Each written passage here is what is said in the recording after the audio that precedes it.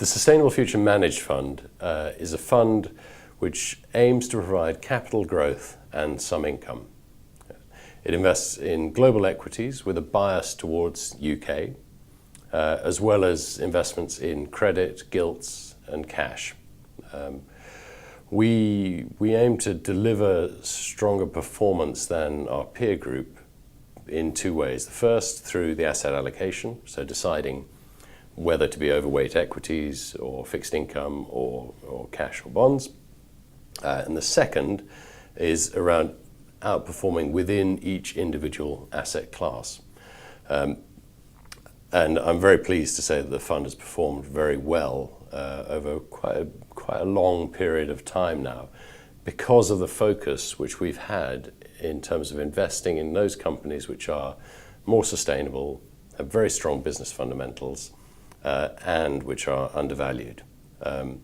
And for that reason, we believe that is the reason why we believe this fund has grown to be the largest fund in our range at just over 400 million sterling.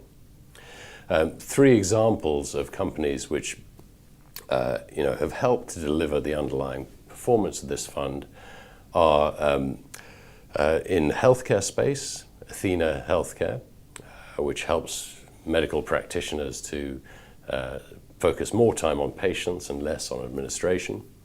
I'd also highlight Alexion, which produces drugs to treat rare clinical conditions. Another example around energy efficiency is a company in the US which we've invested in called Acuity. And Acuity helps or will eases the transition for companies in moving from incandescent lighting to LED lighting.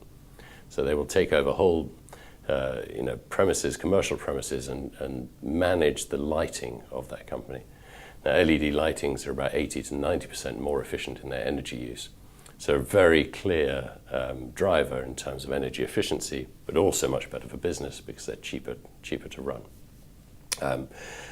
Two other companies worth mentioning in this fund. One is Croton, which sounds like something out of a science fiction movie, but it's actually an education company in Brazil, helping to educate the up-and-coming middle classes in Brazil to give them better prospects in the future.